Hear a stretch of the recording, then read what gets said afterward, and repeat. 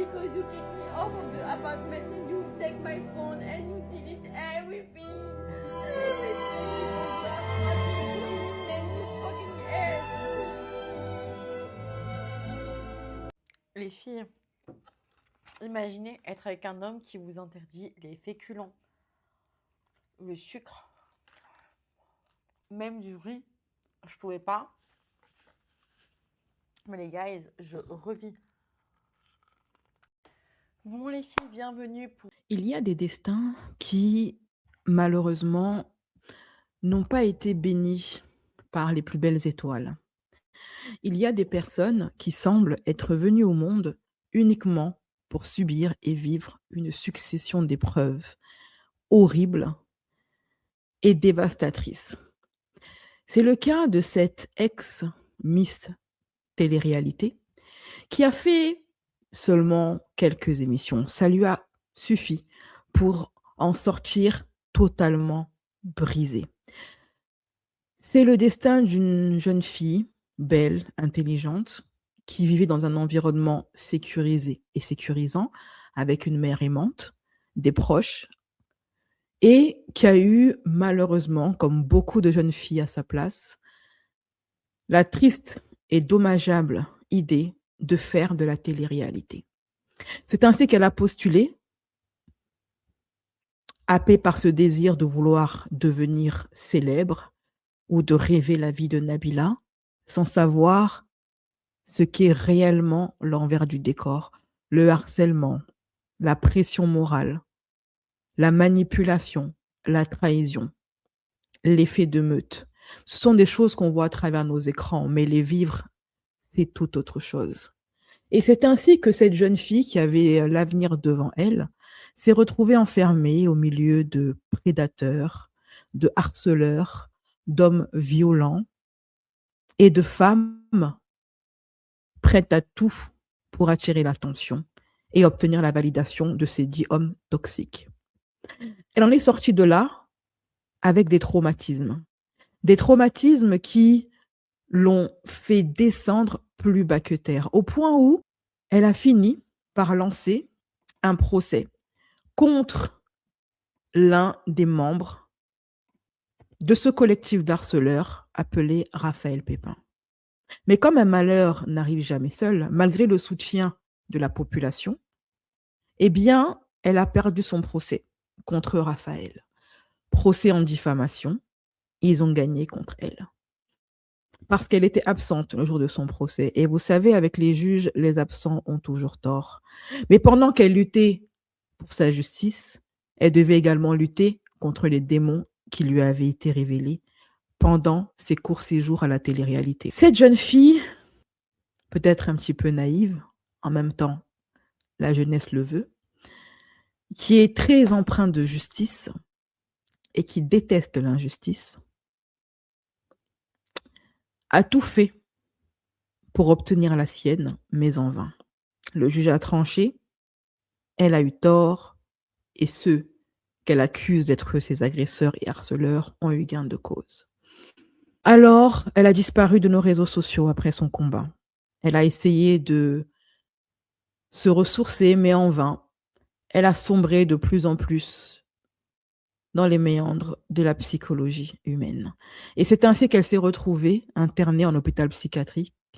Et sa maman, le cœur brisé, a dû regarder jour après jour sa fille sombrer dans la dépression, se vider de son essence et de son âme, faire plusieurs tentatives de suicide qui, heureusement, n'ont pas abouti. Après son séjour en hôpital psychiatrique, elle a pris la ferme décision de quitter la France, un pays qu'elle aime, mais qui lui laisse trop de mauvais souvenirs. C'est là-bas qu'elle a tout subi, c'est là-bas qu'elle a sombré.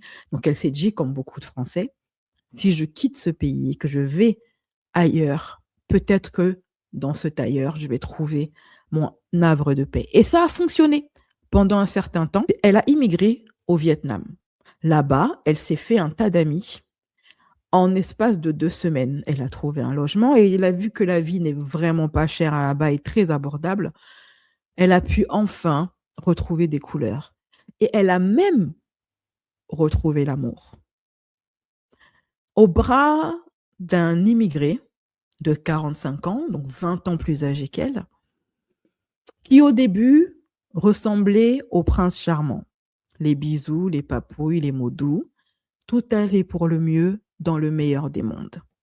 Elle a même commencé à faire des TikTok avec son cher et tendre pour montrer à sa communauté à quel point maintenant elle est heureuse et qu'elle a enfin ce sentiment qu'une justice karmique a tourné à son avantage. Il a l'air tellement bon. Aujourd'hui, j'ai fait le meilleur restaurant de poissons et fruits de mer de toute ma vie. Vous choisissez votre poisson sur la carte et le monsieur va vous le récupérer. Là, c'est le nôtre. Regardez cette beauté. I think it's our fish. Donc, en entrée avant, on a commencé par des énormes crevettes. Oh, wow. I'm sorry, babe. All the time. It's between shrimp and crab. What is the name of this? I don't know. Some shrimp. Like blah, blah, blah, some shrimp. Oh, so tiny. Thank you. Oh la la la la la la. Why you say all alive? You don't know what is it? Oh my god, you should try. Like this, yes. Oh yes, it's super good, no? Là, les épices qu'ils ont mis, c'est super bon parce qu'en fait, c'est une des productions locales de l'île, c'est le poivre. Ça, c'est du caviar parce que ce sont les œufs. Elle était enceinte. Want to eat? No, try it. Not so tasty as shrimp one. You know? What's some much? Are you real? On a un tout nouveau paquet de wasabi. Donc, on a pris un poisson entier de 1 kg. On a demandé la moitié en sashimi. Et après, il y a l'autre moitié qui va arriver en barbecue. Oh, babe, it's a lot. Bon appétit, maman. Bon appétit, mon amour. Okay, let's try. Are you okay? What? You said me too strong. Oh my god. Et moi, j'aime le wasabi. You like this, babe? No, for me, it's not super gentle. Not like salmon. Of course, it's not the same. Moi, j'adore, personnellement. Ça me fait penser à Doralie. Wow.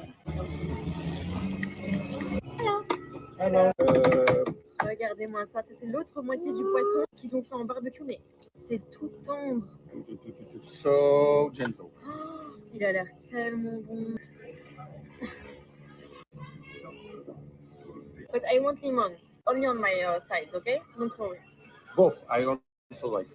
Ah, ok? Parce que Boba, lui, c'est un puriste. Boba, quand il mange des fruits de mer et du poisson, il aime que ce soit qu'il n'y ait rien. Qu'il n'y ait pas d'épices, qu'il n'y ait pas de sel, qu'il n'y ait pas de citron. Only the pure taste. Yes. I think he likes you, babe. You have a connection. Mm-hmm. He likes my food. J'ai jamais aussi bien mangé de ma vie, les gars. Vraiment, le poisson est frais, il est tellement goûtu. C'est trop bon. Meilleur endroit au monde. Mm. That's so wonderful. Donc, comme vous le pouvez le voir, complicité, tendresse, amour, partage culinaire. Ils semblent même avoir les mêmes goûts en matière de bouffe. Et donc, du coup, ses abonnés étaient plus que rassurés. Sauf que ce prince charmant d'origine russe a fini par se transformer en crapaud. Très rapidement, cette relation a tourné au vinaigre. Ça a été de comportement abusif à comportement abusif. Il l'a mise à la rue. Il l'a jetée dehors, sachant qu'elle ne connaissait personne dans la ville où il a fait déménager. Il l'a battue. Il l'insultait. Il l'humiliait en live. Il la dénigrait. Mais si ce n'était que ça, vous allez me dire, c'est l'histoire classique d'un homme violent, d'un pervers narcissique. Mais l'histoire va encore beaucoup plus loin que ça. Parce qu'après la rupture et de nombreuses menaces et manipulations, elle a découvert que son cher et tendre n'était autre qu'un proxénète qui avait un réseau international de prostitution. Et il était au Vietnam, dans le but justement de prostituer des jeunes vietnamiennes. Et ça à l'insu bien évidemment des autorités. De plus, elle a découvert que son cher et tendre n'était autre qu'un fiefé pédophile. Jingle.